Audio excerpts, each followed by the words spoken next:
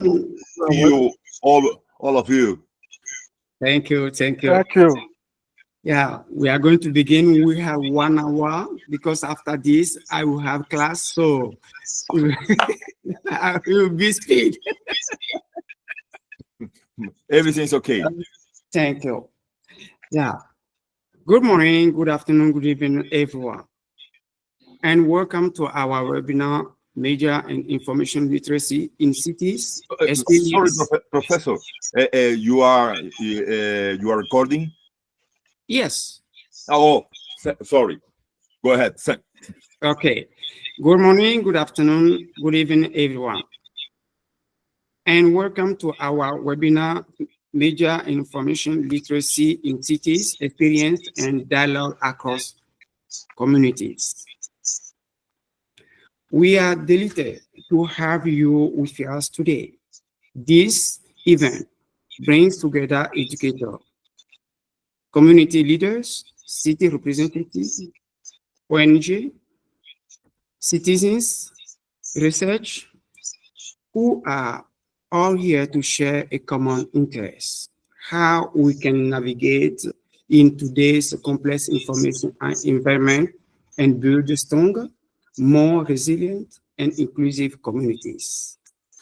As UNESCO reminds us, media and information literacy is not just about access to information. Media and information literacy is not just about across information. It is about empowering people to think critically and responsibly and participate actively in society. And as Professor Felipe Chibás has emphasized, MILCities is a transformative tool for education, civic life, and sustainable urban development. Our discussion today will explore how different actors, universities, academies, ONG, marketplaces, small towns, and businesses are engaging with mail in our society. We will hear experience from diverse contexts, discover innovative approach, and reflect on the challenge we face when we are bringing the mail into everyday practice. The aim of this session is not only to share knowledge, but to create dialogue. Together, we will look at how cities and communities can integrate mail principle into education, governance, communication, and local development.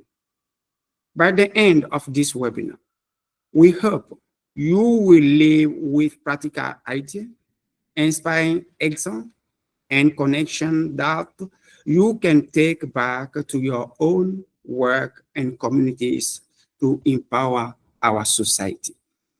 Thank you so much for joining us, and let's begin this important conversation. Before I give the floor to the first speaker, let me introduce Professor Felipe. Professor Felipe, you have the floor. Thank you so much, Professor Emmanuel Comiconaco. Thank you so much to all the presence. Thank you so much, dear friends and dear colleagues, dear audience too. You are so much welcome to a special session entitled Experience that Dialogue with the Paradigm of MILCities. This webinar is organized by the UNESCO MILCities. The UNESCO MILCities, this the university network of UNESCO that works with media and information literacy, or MIL. We got today excellent keynotes and panelists. Thank you for your presence today and for sharing your knowledge with us. Let me share some ideas or a briefing about or brief overview of this topic. In today rapidly evolving information landscape, cities, universities, NGOs, marketplace, and other organizations, literacy, media and information literacy provides the knowledge or landscape to transform this hybrid society. This webinar focuses on the implementation of MILC actions in different urban place, urban contexts. Following, we discuss in this webinar about UNESCO guidelines and insights from International Center for Innovation and Development of MILCities from University of São Paulo. Colleagues and partners too. The ideas or different colleagues and different frameworks. Well, for me, it's a real pleasure and honor to be here. And of course, you got the floor. Thank you so much. Thank you so much, Professor Felipe, for your introduction. Before I give the floor to Professor Lourdes Evangelina, let me introduce her. Professor Dr. Lourdes Evangelina Zilberberg Oviedo and her degree in international relationship from the University of Uruguay, and has led internationalization effort at the Armando Alvarez Pantido Foundation, Sao Paulo. She is also local director of the Confucius Institute at FIP. Her research and academic work focus on the internalization of higher education, intercultural competencies, and the sustainable development goal. She held a MBA in International Business and E-Business State, a Master's in Creativity and Innovation at the Universidade Fernando Pessoa, Portugal, and PhD in Politics and Management of Higher Education, Argentina, and postdoctoral degree in education in Brazil. Professor Zilberberg is an active member of RIPIS, GPs, and other international research groups with a career dedicated to advancing international education, policy, and intercultural collaboration. Professor Dr. Lourdes, you have the floor. Thank you very much, Professor. It's a great pleasure to be here with you today. Yes. And when I got the invitation from Professor Felipe Chibás that I met in a conference in Sao Paulo about intercultural communication, it's the IAIC, it's the International Association of Intercultural Communication Studies, and this conference took place in August at FAPI. FAPI is the way Brazilians call it. It stands for Fundação Armando Alves Penteado, in fact. It's the institution I work for in Sao Paulo, Brazil. But as you mentioned before, I'm Uruguayan. So I'm a foreigner living in Sao Paulo, having the international experience working here. So from the very beginning, when I decided to move to Brazil, interculturality and intercultural competence was there. And as graduated in international relations, I always was thinking how important was this topic, especially when I started to work for this institution in Brazil and developing the strategy of internationalization of the institution. And I remember when I met in 2005, that was many years ago, I met Janet Bennett. She's a specialist, an American specialist in intercultural communication. And I bought all the books about this topic and started to research on that. And I brought to the institution the idea of not just developing the international strategy of internationalization of higher education, but also to have a class, a discipline for both Brazilian students and international students coming on exchange about intercultural and global competence. And inside this subject, we chose to include topics such as the international environment in which we live nowadays, globalization, internationalization, the concept of intercultural and global competence. We also included the concept of interculturality because in the context of Latin America, We talk more about interculturality rather than intercultural competence. Interculturality because our continent is intercultural. Professor Cecilia mentioned she's going to speak in Guarani, and I love it. I love it because, you know, we have here in our continent, we have the indigenous population before the Europeans arrived, and we have also African roots. So our continent is not just multicultural, it's more than that, it's intercultural. So as I mentioned before, the concept of interculturality is highly important for the context of Latin America. We speak many languages, and not just Spanish and Portuguese and French in some parts, or English, but also other languages that are the indigenous languages. And that's part of our, I think, the nature of interculturality in the continent. And that's why we included in this topic. But moreover, and in addition to this concept, we also include the concept of global citizen. Global citizen, because in nowadays world, and maybe you will agree with me, if we have something that is threatened by the policies that are being implemented by the governments in our society, is human rights.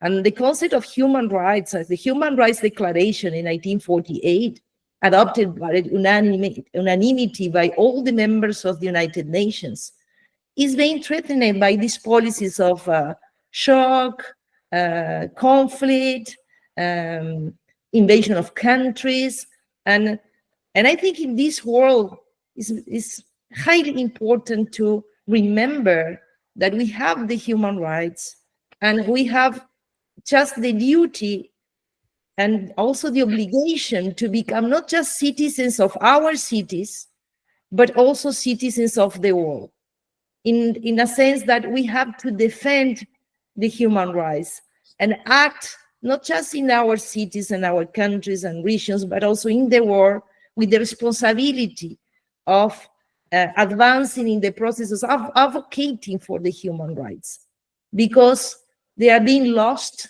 and they are being forgotten.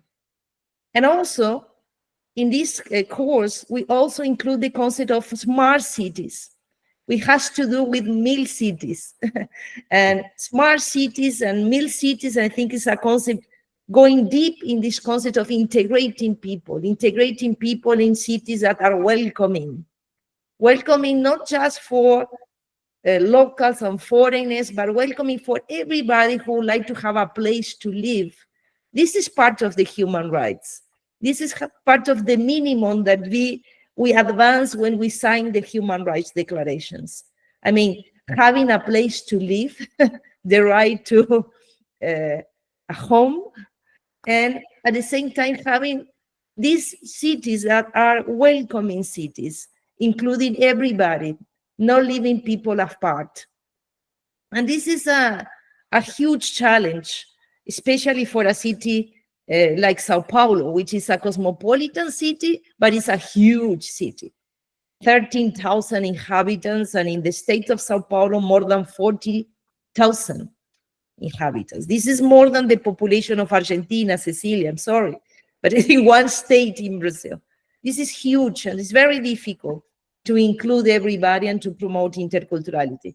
I know I have only 7 minutes. Professor, please let me know if I'm running out of time.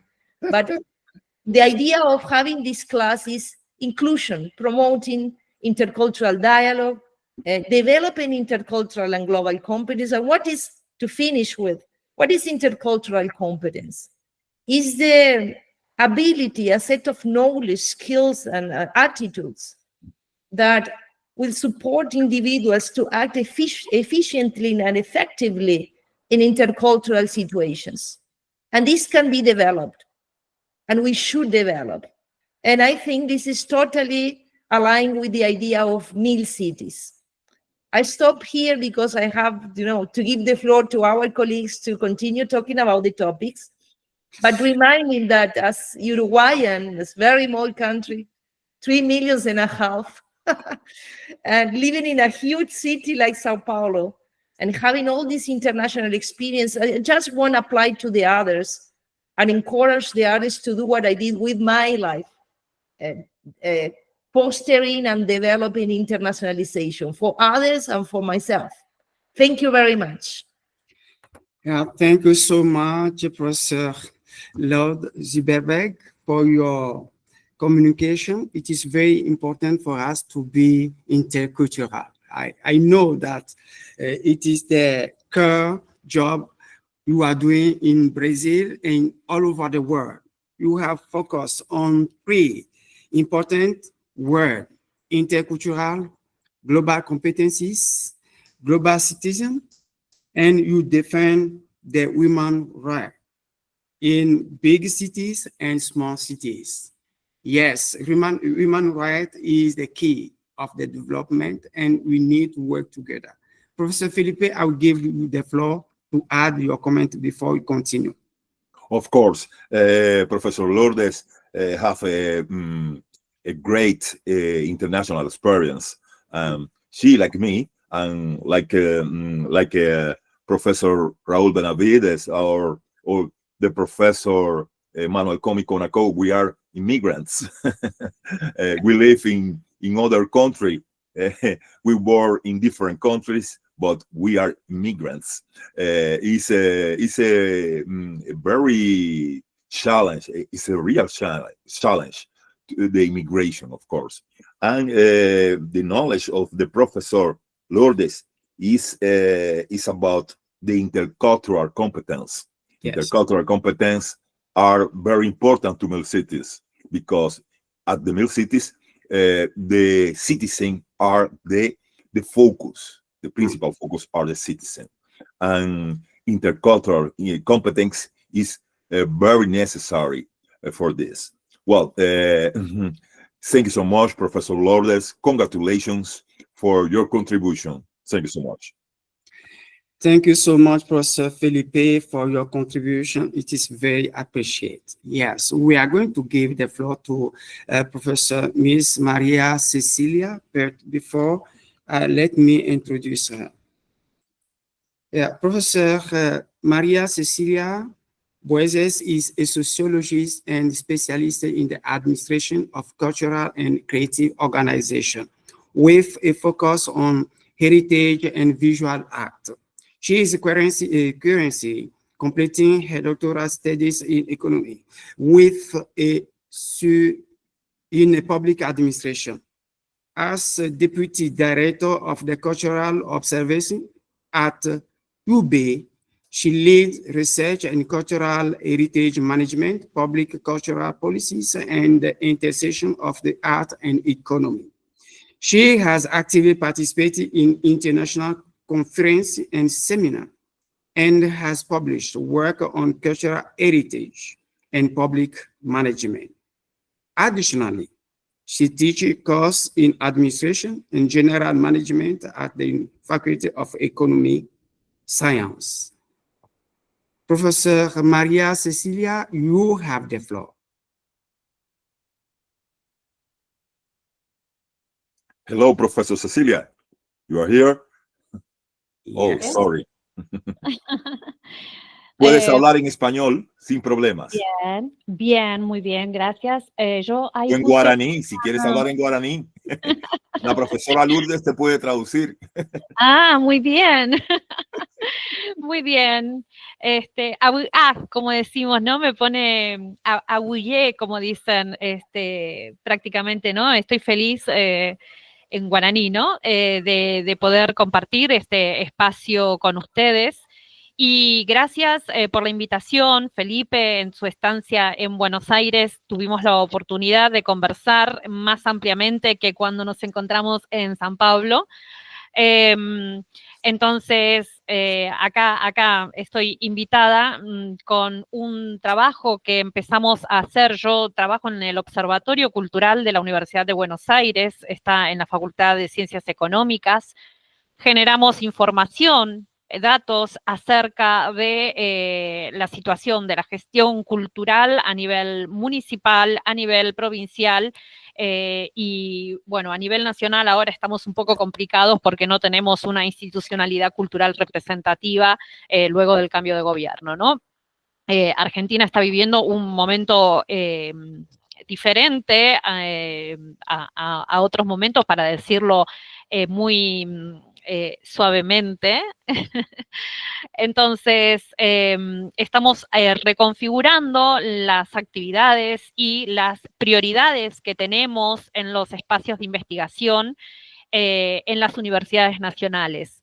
De hecho, el Observatorio Cultural este año se proyectó más internacionalmente. Teníamos una mirada más intrauniversitaria con las producciones, investigaciones que íbamos haciendo, pero a partir de todo lo que estaba ocurriendo, en los cambios que fueron ocurriendo en el país y la puesta en duda de la actividad fundamental que se realiza en la universidad, en las universidades nacionales, en las universidades públicas, es que decidimos recentrar nuestras actividades con una mirada un poco más introspectiva. En ese punto, el observatorio, bueno, yo les voy a contar un poco de Buenos Aires, a ver si podemos, voy a correr la diapositiva. Denme un minuto, que yo no sé si estamos, a ver si ustedes están viendo ahí, ¿verdad? La diapositiva. Lo que voy a hacer es tratar de ampliarla y tratar Solo de... que la estamos viendo, pero no está... no está corriendo. Digamos, amplia, está Okay. en formato, exactamente, no está en, ahora...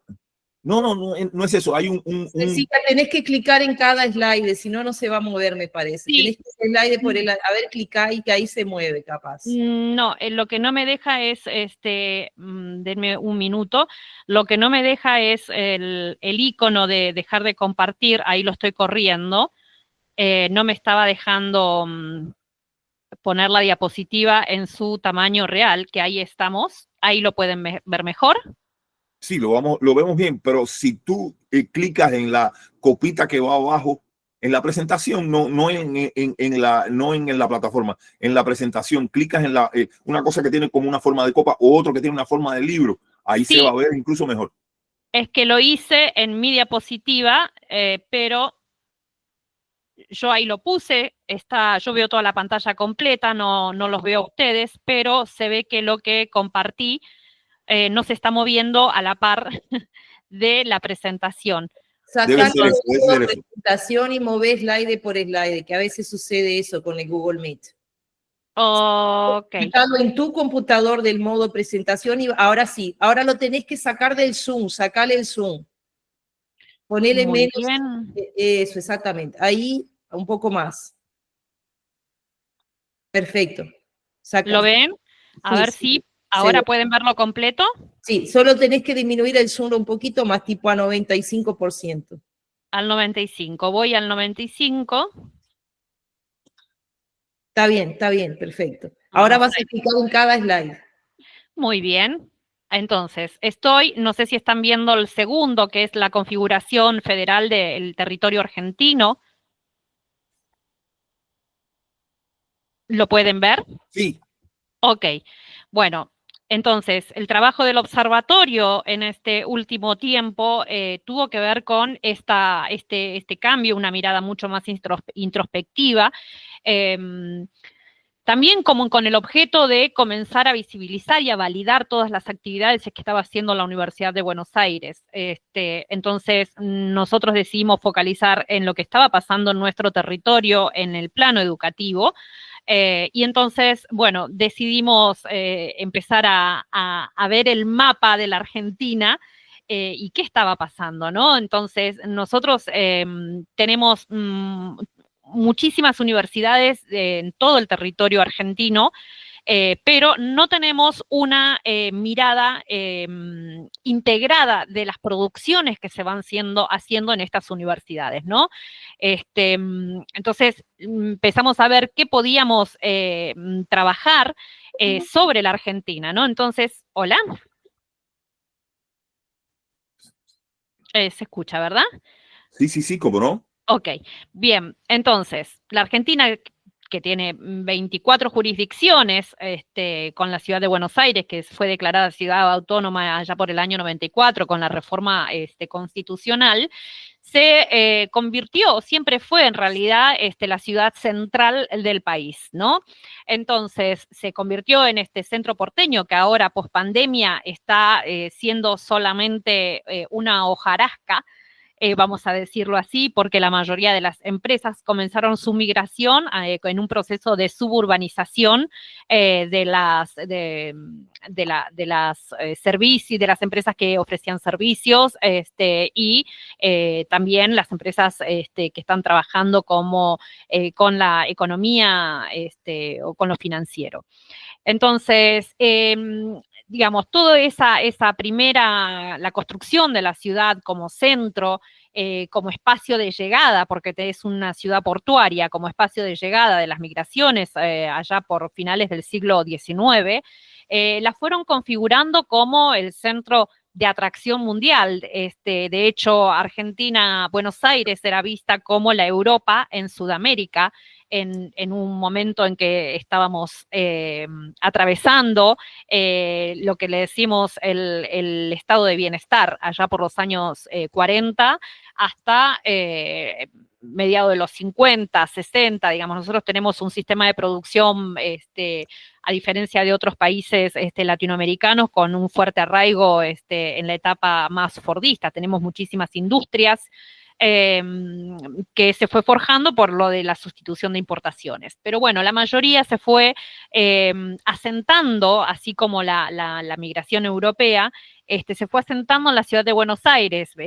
Bajaban de estos barcos y se asentaban por alrededores, algunos se trasladaban a otras provincias, y comenzaron su proceso de asentamiento y de la configuración de las poblaciones, como le decimos, criollas, mestizas, ¿no? Con descendientes de pueblos originarios. La cuestión es que el discurso de la Argentina, en Buenos Aires en particular, siempre tuvo esta mirada centralista, ¿no? De lo cultural, todo lo que pasaba. De hecho, ustedes, si yo les pregunto por el patrimonio cultural de la Argentina, ustedes me van a decir el tango. Bueno, yo estaba tomando mate, el filete porteño, el fútbol, pero tenemos una variedad de manifestaciones culturales a lo largo de todo el territorio, y la mayoría de esas manifestaciones culturales son legados de los pueblos originarios que se fueron reconfigurando mediante este proceso de criollización de la población, ¿no? Sin embargo, creo que es un hito enorme que en el último censo se hayan incorporado preguntas acerca de la ascendencia, ¿no? De dónde venía esta población argentina, y comenzaron muchos a responder que eran descendientes de los pueblos originarios de las zonas, ¿no? Entonces, en este lugar central de la Argentina estaba lo europeo, y a lo largo del todo el territorio estaba la población más criolla, descendiente de pueblos originarios, y esta mezcla que se fue dando a medida que iban arribando las diferentes migraciones desde Europa, Europa del Este, Europa del Norte y Europa del Sur. Entonces, lo que fue pasando cuando en los años 40, 50 se motoriza la industria en la Argentina, empezaron a haber migraciones internas, ¿no? Las poblaciones de las provincias de Buenos Aires fueron trasladándose a la ciudad de Buenos Aires. Y con esto empezaron algunos relatos, algunos discursos que operaban como muestra de la racialización de las relaciones de clase, ¿no? Entonces, estos obreros que venían a la industria eran denominados cabecitas negras.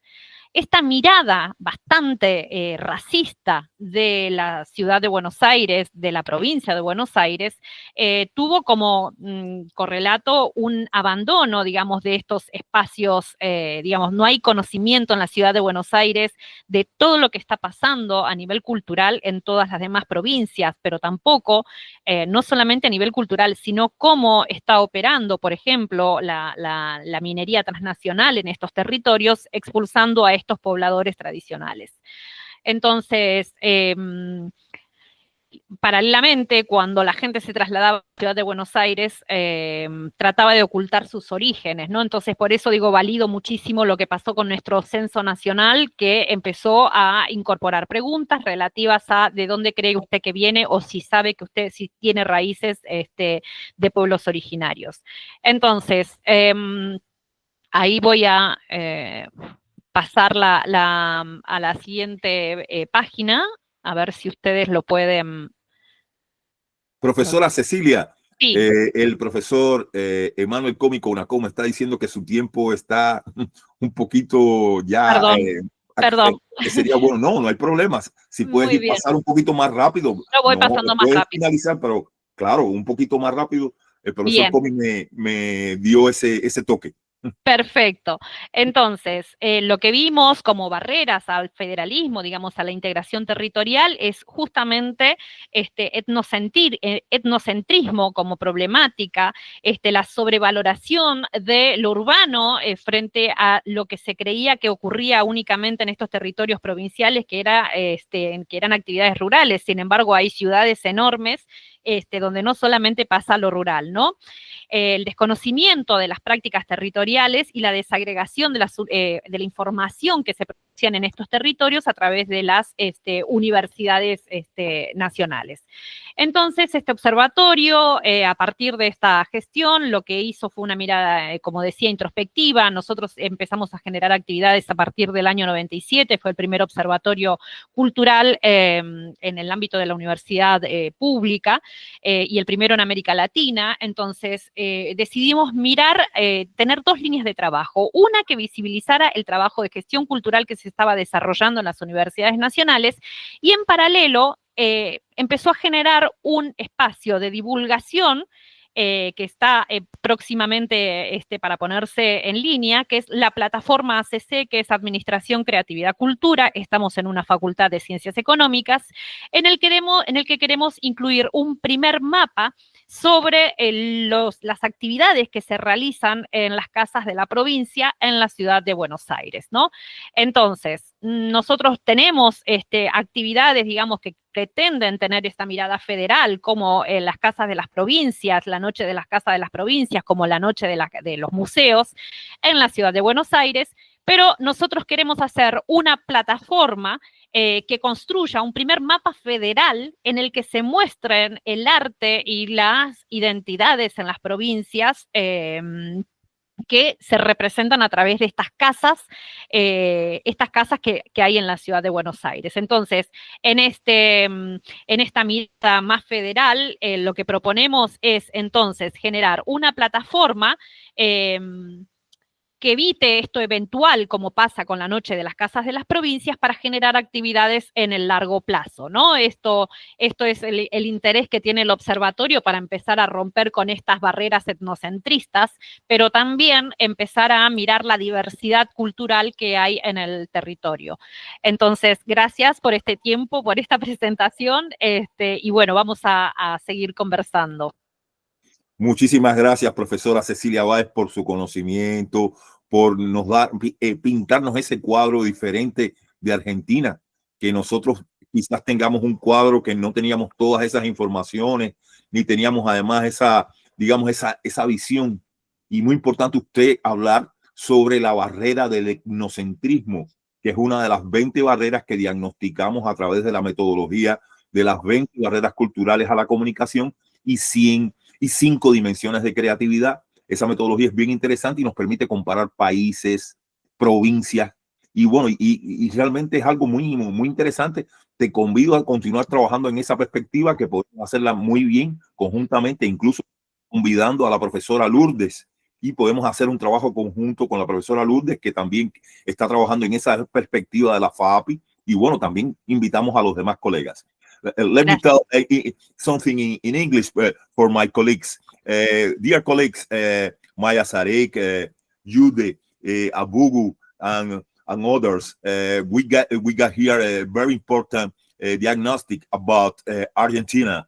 The Professor Cecilia talked about the importance to the diagnosis of the cultural barriers, the provinces, different provinces in Argentina, and we can work together in this line in each countries. Thank you so much, Professor Cecilia Báez. Si quieres decir algo más, una palabra final. Nada, estoy súper agradecida y bueno, voy a ejercitar, prometo la próxima un poco más mi habla en inglés. También me puedo comunicar en portugués, pero bueno, en inglés voy a tratar de hacerlo con mayor fluidez para la próxima. Y estoy súper agradecida, muy agradecida por este espacio, y seguramente haremos algunas actividades conjuntas. Bueno, con Uruguay compartimos patrimonio cultural inmaterial mundial, que también es bastante criticable la gestión en Buenos Aires. Entonces creo que podemos hacer a largo plazo, y la voy a invitar también a estas actividades que estamos haciendo para empezar a romper con esta mirada elitista de lo cultural, ¿no? Muchas gracias de nuevo por su contribución, profesora. Y please, Professor Emmanuel Comico is with you. Thank you so much for this exciting presentation. Yes, it is correct. I have course in 20 minutes, so. Okay, let's go. Okay, let's go. Now we are going to give the floor to Professor Raúl Enrique Martiatu, but before, let me introduce him. Professor Max Raúl Enrique Benavides is a Venezuelan academic and researcher specializing in tourism and cultural studies. He serves as professor at the National Experience University, Simon Rodriguez, and holds a position of research coordinator at the National Institute of Tourism in Venezuela. His work focuses on the development of and promotion of sustainable tourism practice within the country. Professor Benavides has actively participated in international forums and webinars, contributing to discussion on tourism and development and cultural exchange. His involvement underscores his commitment to enhancing Venezuela's tourism sector through research and collaboration. Professor Emerick, you have the floor. Okay, morning for everyone. I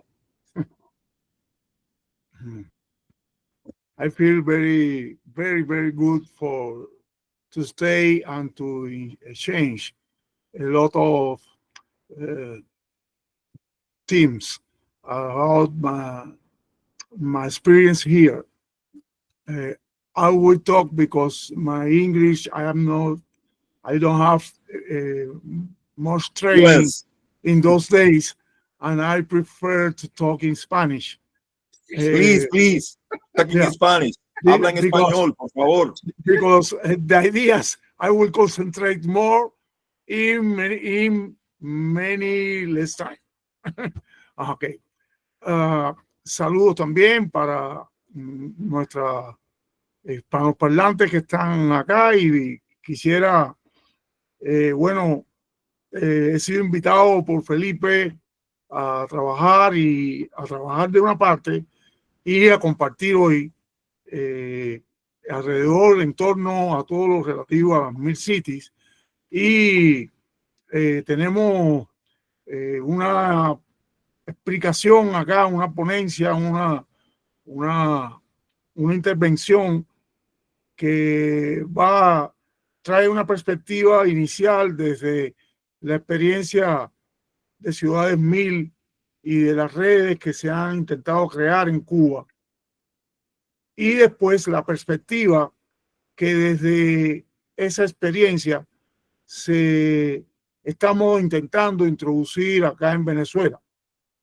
Yo tengo acá una presentación, no sé si va a estar legible, prefiero, si no está accesible por el Google Meet, aquí la tengo lista, yo pues trataría de explicarlo entonces todo verbalmente. Vamos a intentar colocar la lámina, ¿sí? Entonces... Te alerto que Ajá. tenemos poco tiempo, si puedes hacerlo en 2 minutos, 3 minutos, porque me avisó el profesor Emanuel Cómico Naco que tenemos que finalizar en 15 minutos, fue que me dijo. Muy bien, entonces explico lo siguiente. Lo que quiero exponer es comentar, porque creo que aquí podría convocar muchos apoyos y creo que Felipe en eso un poco la invitación tiene que ver con esa oportunidad y esa posibilidad. En Cuba, en el año 2023, se realizó al calor de un congreso donde estuvieron varios colegas brasileros por invitación que se cursó en aquel evento, un evento en el que precisamente el liderazgo de Felipe introdujo todo el universo de trabajo de las ciudades MIL y las redes UNESCO a crear para el tema. Muchas instituciones estuvieron presentes allí en ese evento que estuvo relacionado con el marketing cultural, con los proyectos socioculturales y en este sentido todo lo relativo al tema urbano y al tema de las acciones que podían desarrollar proyectos, empresas, instituciones en torno a su aproximación a las acciones de MILCities y también en particular de la alfabetización mediática informacional, que es un eje del que voy a estar explicando acá. Bueno, de ahí constatamos que un grupo importante de instituciones de esta índole habían abordado una cantidad bastante amplia de temas relacionados con la educación ambiental, con la defensa del patrimonio cultural, la aplicación de didáctica y formativa de la alfabetización mediática informacional en la educación, temas relacionados propiamente con el turismo, como son rutas turísticas culturales, la experiencia de la facultad de la Universidad de La Habana, que estuvo presente con 3 de sus facultades de geografía, de comunicación y la de turismo. Y cada una de ellas, pues, presentó experiencias que tenían alta aproximación al tratamiento práctico y en ejercicio en el terreno de ciudades MIL. A partir de esa experiencia, nosotros que ya estábamos establecidos en Venezuela, pero estuvimos ahí en el evento, por suerte de coincidencia de fecha, de momento y de tema, llegamos a Venezuela y paralelamente con nuestra tarea en la Universidad Estatal Experimental Simón Rodríguez, introdujimos un proyecto de investigación en una línea relacionada con el empoderamiento comunitario dentro de la universidad, vinculado precisamente a la creación de un proyecto que fuera capaz de generar una red de cooperación de temas y de contenidos de ciudades MIL, de alfabetización mediática e informacional, de las 13 métricas que dentro de la temática han venido desarrollándose los indicadores, y así de esa manera construimos un equipo de trabajo que aún está en faena, sobre todo en la fase de levantamiento de aquellas instituciones que han tenido temas y que han tenido programas que de una manera directa o indirecta también tienen proximidad con todas las acciones de MIL Alliance. Por lo tanto, creo que hemos podido detectar, y esto no es un inventario, pero entre instituciones públicas del gobierno, entre instituciones de la política gubernamental y la administración pública nacional, estatal y municipal.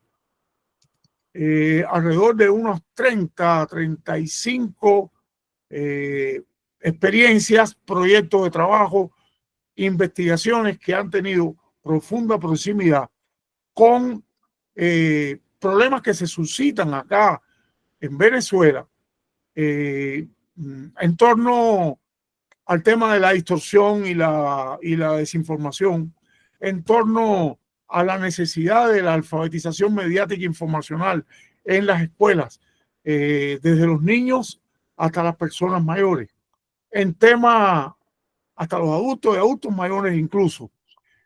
El tema particular de las comunidades y el empoderamiento cultural que requiere precisamente tener a ciudades a todas las temáticas, incluso el análisis de las barreras que han sido estudiadas acá, que puedan ser parte de proyectos de investigación importantes que de una manera u otra analicen desde esa mirada las particularidades que se dan y que se dan casi a nivel social, se manifiestan en una institución, en otra y en otra y en otra, y son un común comportamiento cultural que habría que ver y que de alguna manera puede llegar a ser demostrable en una conducta social del venezolano. Así las cosas, nosotros en la acción que estamos realizando actualmente, nosotros estamos desarrollando una asesoría para crear la primera institución de investigación y desarrollo del sector turístico en Venezuela. Pero hay una magnitud enorme de problemas y de comportamientos sociales que constituyen barreras precisamente para el desarrollo profesional del sector, sobre todo en los comportamientos. ¿A qué me estoy refiriendo? Bueno, comportamientos en las relaciones de comunicación organizacional, en los flujos de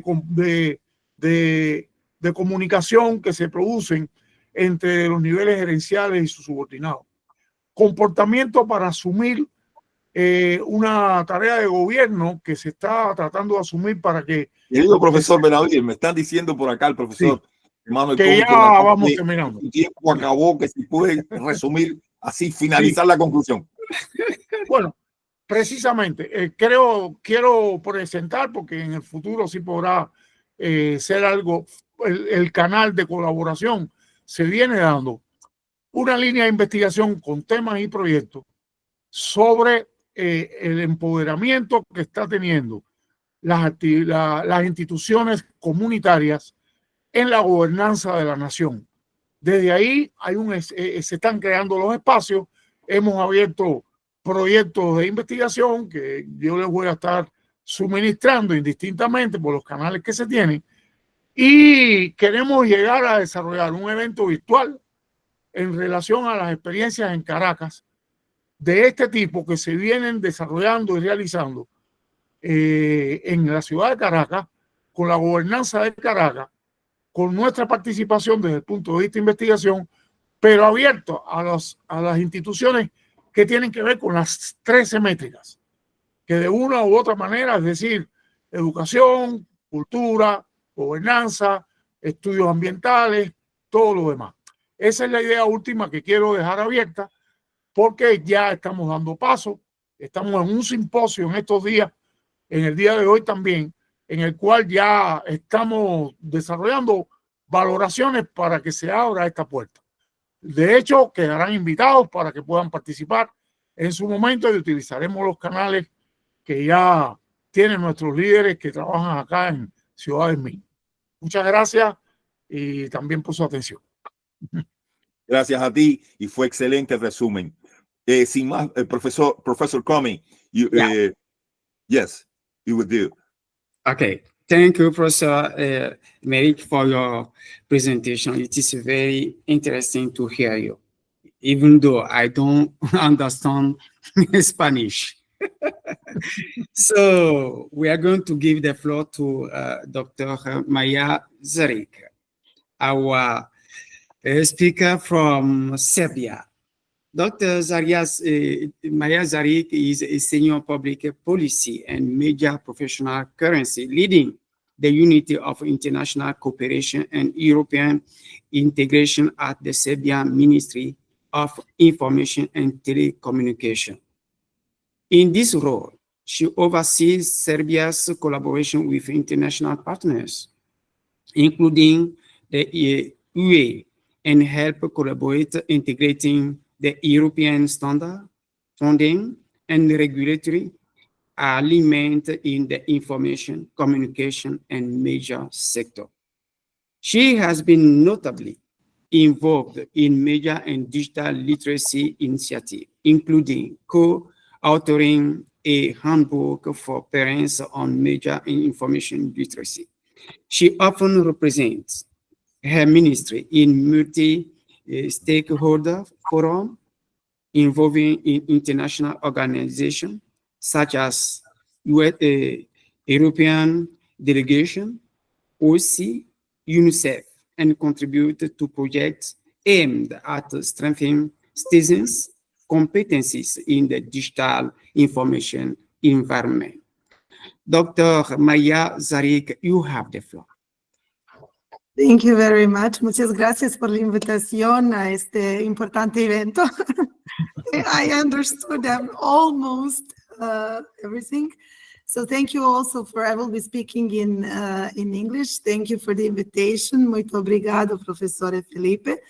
And I will just recall that Professor Felipe and I met here in Belgrade in 2019 when we organized the information literacy meeting together with UNESCO.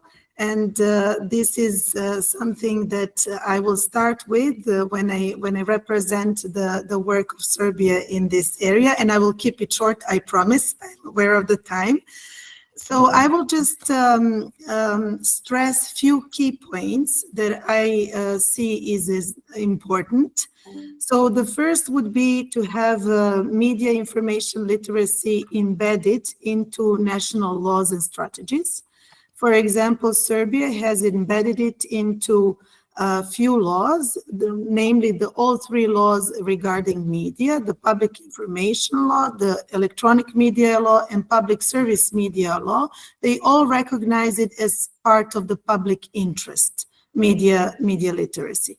The second thing is that we have it in our strategies. So media information literacy is a part of the media strategy, and it has whole chapter and a set of the activities and also action plan with relevant partners who are then obliged to accordingly fulfill it. So this would be my first key point. My second key point would be to use public spaces as classrooms. So in order to fulfill this obligation, also Serbia in the last couple of years had a lot of awareness-raising campaigns and quite a large public outreach. Within these activities, we tried not to left out anyone, so the special attention is also given to the vulnerable groups. So the third part that I would like to stress as an important is the part about the vulnerable groups. So with these, we mean about targeting youth, children, youth, seniors, but also minorities. In this sense, it is a very large target groups that we need to reach at states and also on a city level. So this requires quite a large partnership with different kind of stakeholders, which bring me to the last but not least item is the collaboration. Collaboration on national level with different stakeholders, for example, with NGOs, with all institutions, with the universities, with the industry as well. And then on the other part, with international organizations, and by this we mean with UNESCO, with Council of Europe, with all the relevant organizations from which are relevant for your part of the world, so to say. But in terms of being very, very global and diverse, I think that UNESCO MILC family is is the right family to be in, because this is where we also have this intercultural competencies that we can exchange and that we can use from one another, the best practices. So this would be, in short, not to take the floor from Jude, and I remain at disposal for further questions. Obrigada. Thank you. Wow. Your presentation are very resume. I had more. You got the power, Maja Zarić. It's because Emmanuel has the class. So, apologize. Thank you so much. Next time, I will be at home. I think this is relevant. So if we need more, then we can discuss a little bit later. But I don't want to take the floor from the next panelist. Thank you so much. Thank you so much for your comprehension. So, Professor Felipe, you have something to add before? No. Okay, please. thank you. Thank you. Now we are going to give the floor to our last speaker, Mr. Jude. Mr. Jude Chukwanso Abugu is a Nigerian major and communication professional with a solid background in journalism, content editing, and public relationship.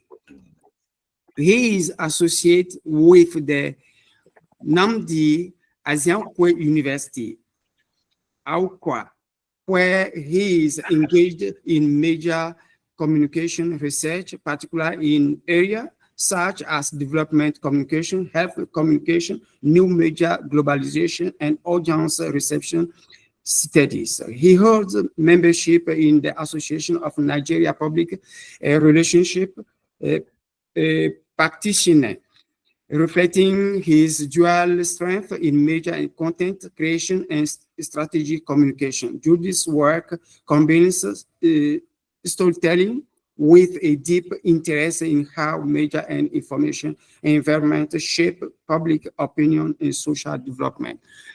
Mr. Jude, you have the floor.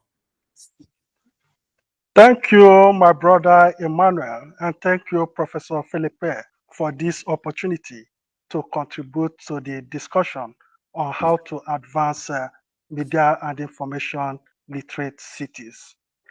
In Nigeria and most African contexts, you will find out that most initiatives that resonate with the paradigm of media of MILCities are driven by civic actors. I'm talking about NGOs, media organizations, public interest news and journalism development organizations, as well as members of academia and journalists.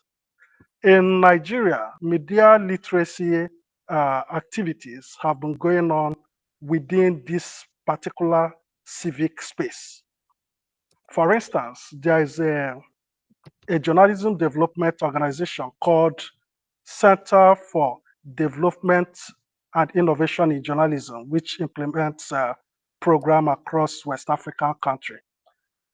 Alongside with these other civic actors, they have been leveraging the popularity of digital technologies and social media, such as TikTok, WhatsApp, Facebook, and Instagram, to design and implement media and information literacy programs that will help citizens to acquire the skills that will enable them navigate safely and responsibly on digital platform.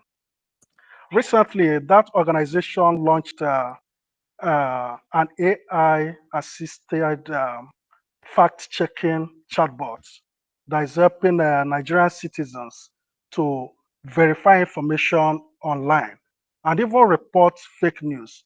And the most important development with this initiative is that they have also created games where citizens can enhance their media literacy skills.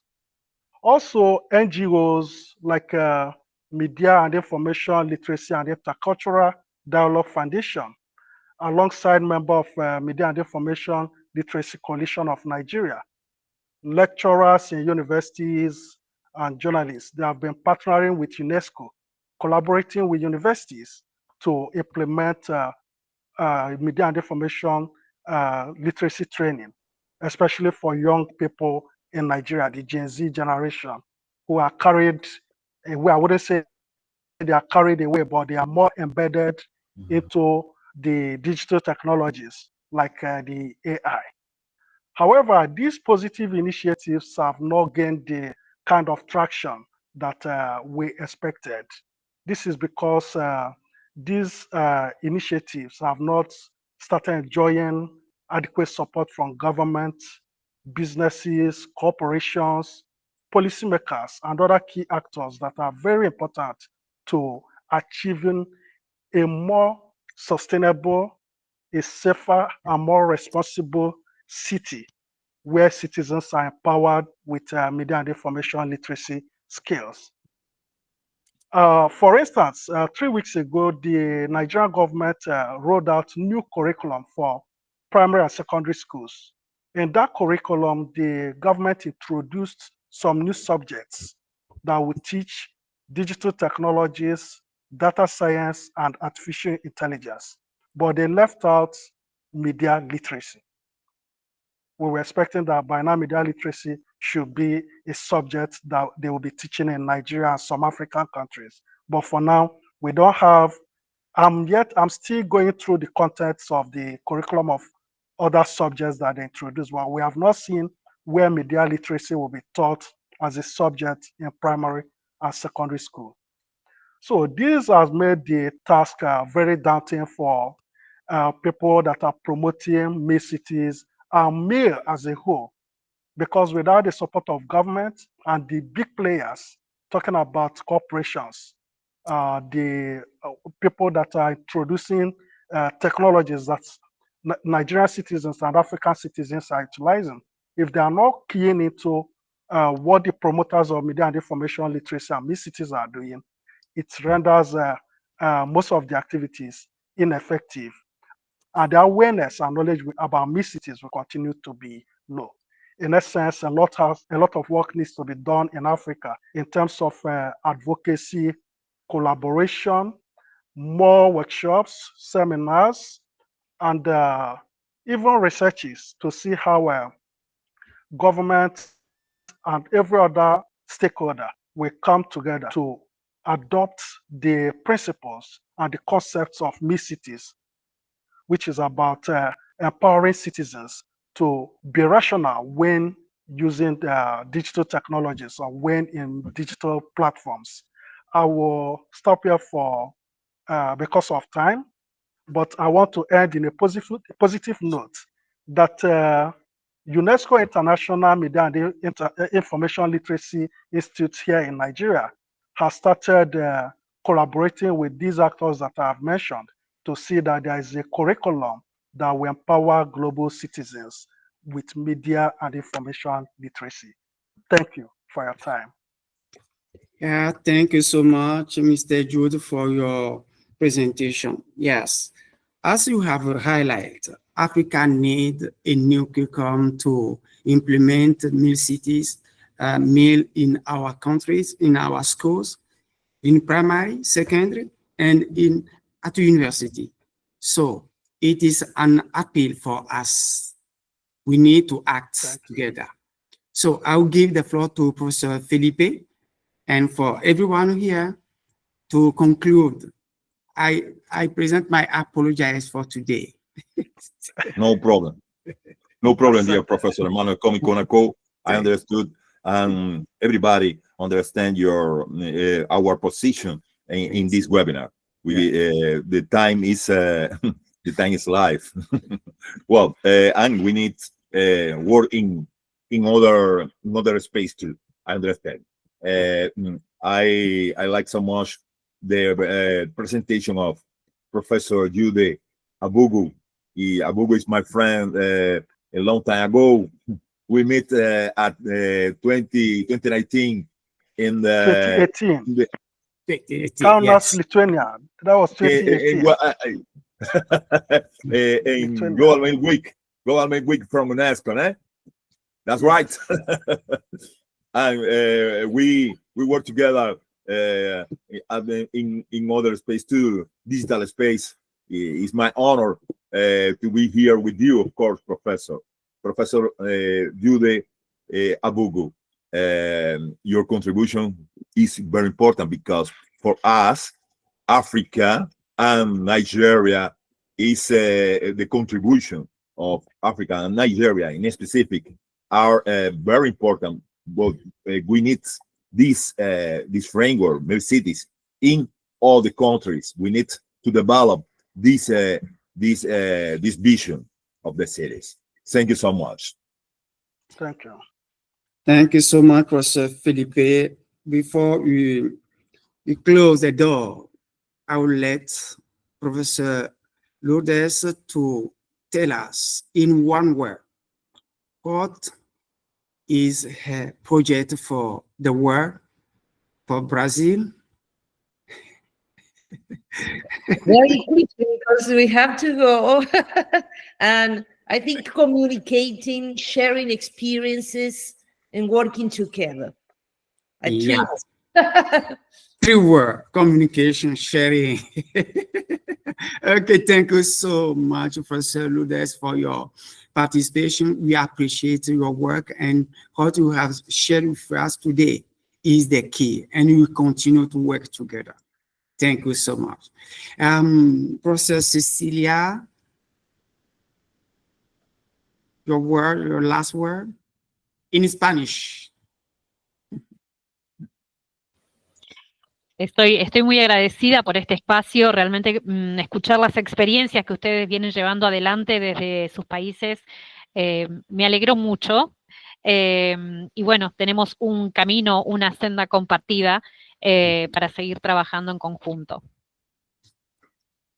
Gracias. Thank you so much. Yeah, thank you. Professor Raúl Enrique, you have the floor. Bueno, igual, la experiencia para mí ha sido interesante y muy importante para generar también comunicación útil de las experiencias que se han estado manifestando. Yo las he recibido todas por publicaciones, pero es nada como tener el contacto como el que se está produciendo en este webinar.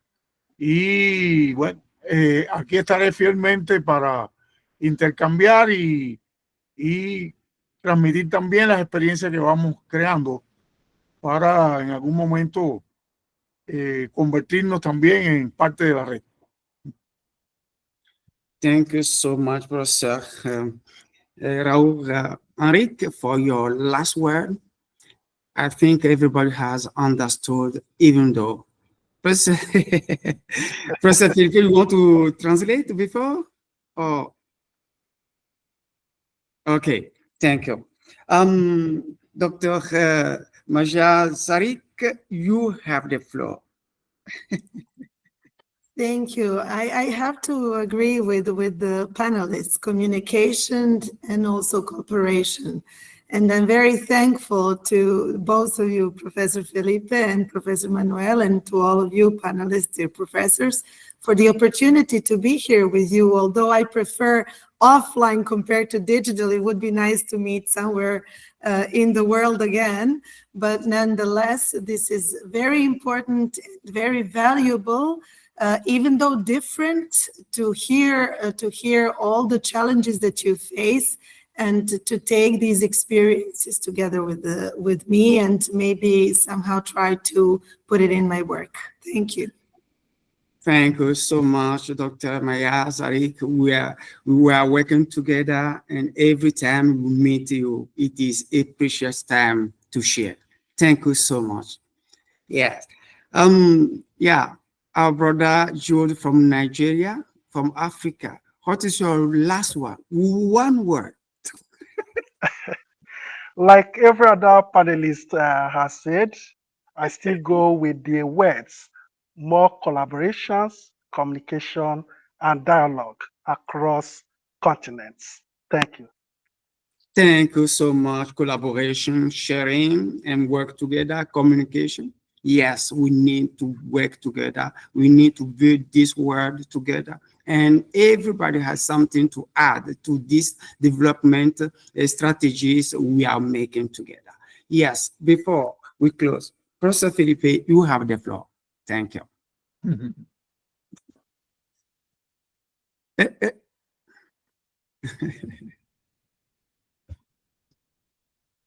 Open the microphone.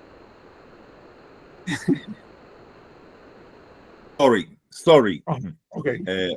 I am very grateful for the presence and for your contributions. I am very, very happy too for the present to all. Of course, my last word is: we are the message.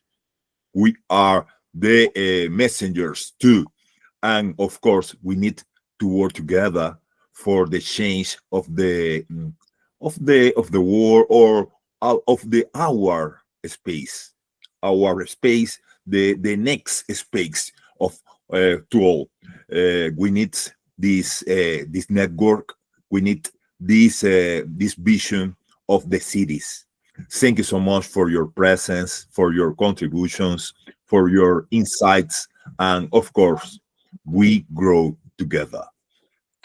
Thank you so much, Professor Felipe. We grow together, we live together, we fight together for the good of our world. Thank you so much. Next time we'll be together. Thank you.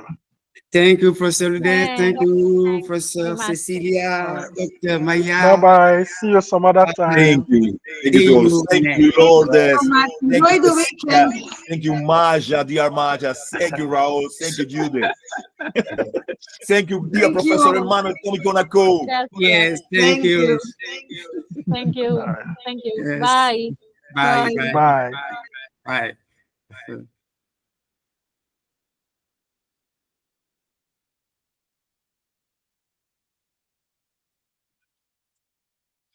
Dear Professor Emmanuel Comiconaco, congratulations. You are the boss. You are very strong. Thank you so much, my friend. Sorry for my delay. Sorry for my No, sorry so much. it is okay. It is okay. Well, My hope is to have more time to share, but at the school, I don't have many times. So I don't know whether we can organize on Saturday. Saturday I will have time, but yes. no problem. Yeah. Let's think to the next webinar, and we are together. The force of the people are the patient Yes. and the persistence. Yes. That